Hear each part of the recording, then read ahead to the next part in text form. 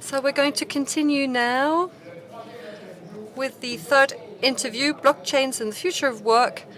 If I can ask Philipp Honigmann to come and join me. Thank you. Please come in and please be quiet.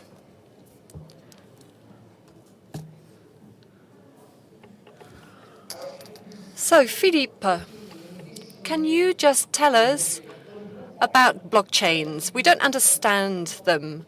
Some people explain them very complicated.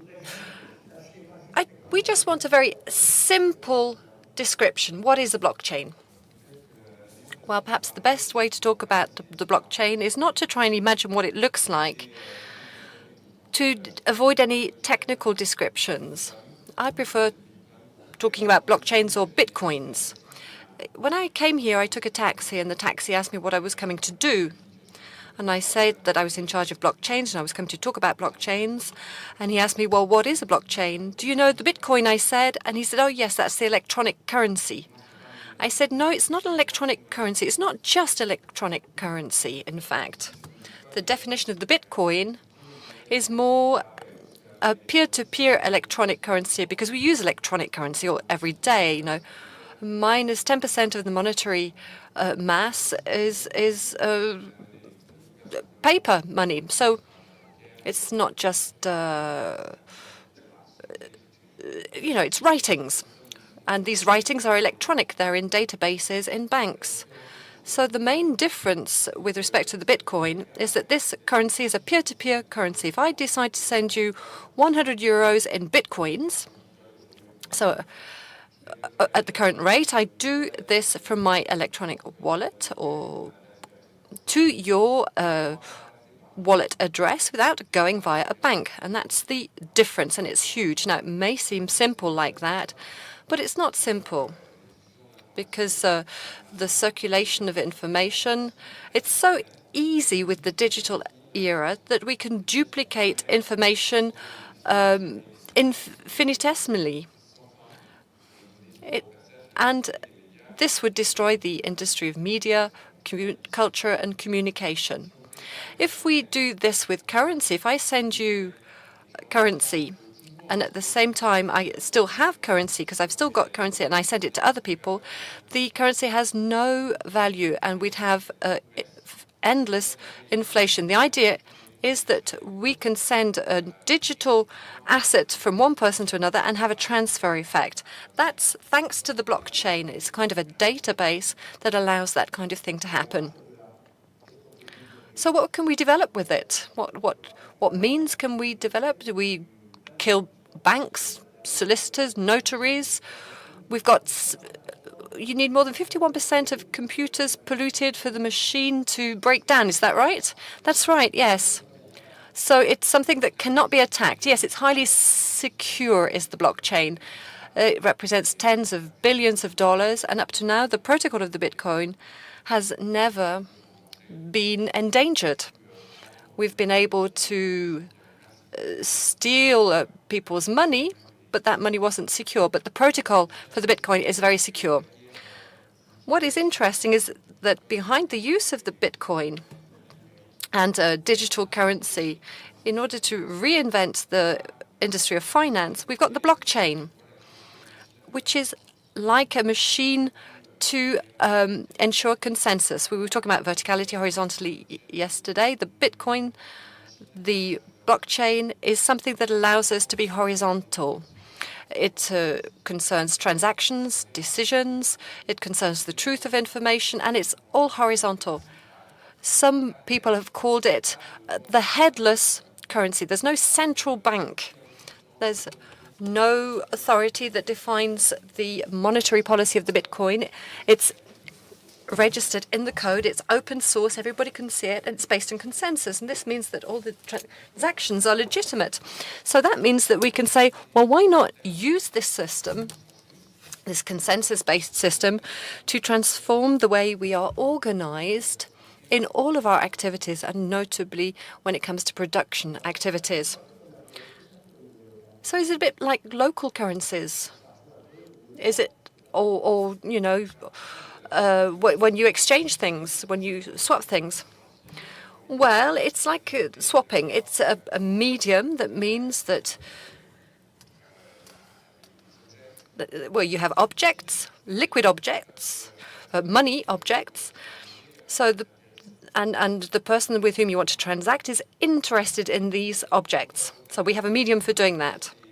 But beyond the question of money, it's something that can be used in order to reach an agreement, in order to set up a certain organization for things that have nothing to do with the exchange of goods. How much is a Bitcoin worth? It's between $3,000 and $4,000.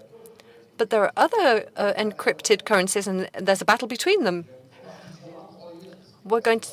Are we going to produce what happened in the past? They have different functions. There are several hundred, several thousands of cryptocurrencies. If you like creating cryptocurrency, you load your open source code and you start a node, you set up servers, and you put software in them. That doesn't mean to say that people will use them. So you have to have a community that uses, that makes the value and the wealth of the cryptocurrency. So the Bitcoin is the oldest kind of currency like this. It's the one that's the most widespread. And then you have others that have different value propositions. There's still the notion of cryptocurrency, but there's the notion of smart contract. I don't want to be too technical, but I'm sorry.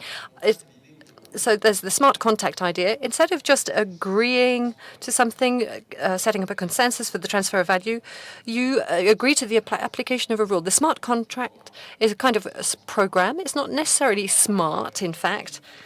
It's run on millions of computers at the same time and in a similar way, in an identical way. So you have to agree to something if it's run at the same time in the same way. So it's the calculation of the result of a vote that can be operated on a blockchain so that we know that the voting system is fair and sure with respect to any attempts to manipulate the results. So let's take a voter's card. I was talking to an authority. In fact, I'd lost my voting card, and this would have avoided that problem then. Well, there's another problem. If you vote on the blockchain without taking out any particular precautions, the blockchain is transparent. It cannot be corrupted. So what you put on it stays there forever, and it's visible by everybody. That's not necessarily what you need for an election. Generally speaking, it means that you have the question of personal data.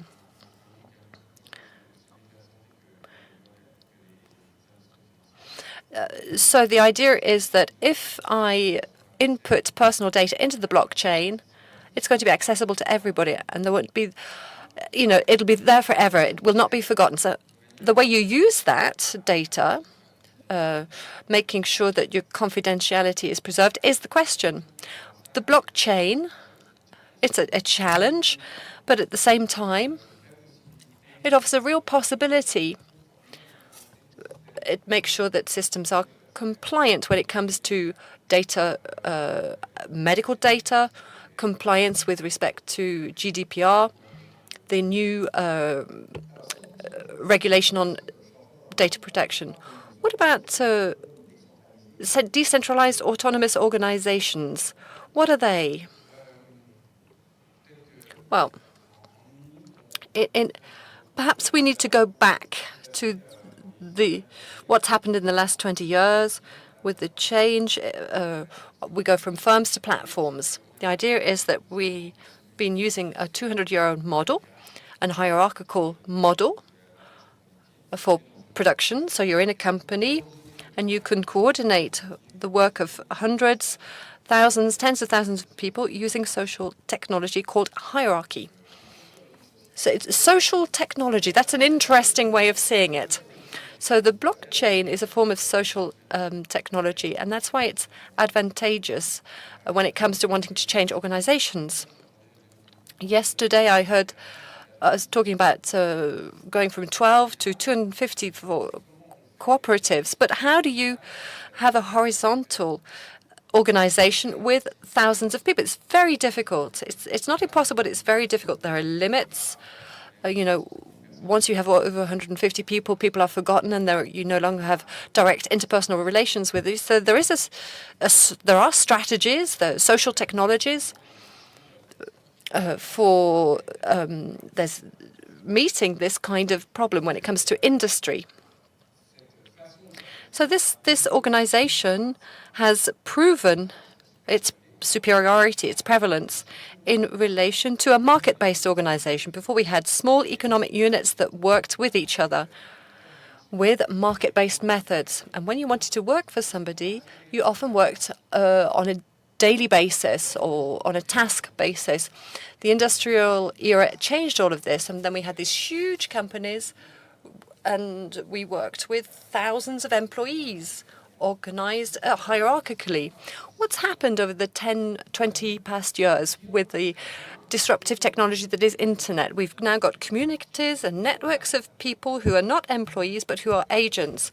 They can be people who use Facebook. We all use Facebook. We all use social media. Or drivers, Uber drivers, people who use Airbnb. They form a community. So there's a model where you have more or less dependent agents who are coordinated by a software program and no longer by a hierarchy to take on some kind of production function. So Uber, it's all about driving cars. For Facebook, well, you're the product. You're not the customer. So you work for Facebook. So to come back to what I was saying and the question that you asked, what happens afterwards? How is it that in these organizations, in these new organizations that have delivered a certain economic value but have governance problems and power concentration, wealth concentration problems, how have these organizations managed to maintain a form of control when at the end of the day they've been decentralized, they've been delegating the production function to others? Well, they've done this thanks to the control that they have over three things. Financial flows. When you pay Uber, you don't pay the driver directly. Identity and reputation, and the ability to make large-scale decisions. And it's these three things that can be modified, that can be decentralized via the blockchain. We've talked about financial flows already. The Bitcoin, no more banks for managing financial flows. Identity, that's the fact that with the Bitcoin, you have your own control over your own money, in inverted commas. You have your private key, and you mustn't lose that key. Otherwise, you're in a very bad position. You have your private key, and you are alone responsible for what you have in terms of assets. Reputation goes hand in hand with that. It's an attribute of identity. And then you have the decision-making systems today. I think you were talking about Switzerland, where it's a small country, and you can have functioning modes that are different. So this is one of the most active parts of the blockchain.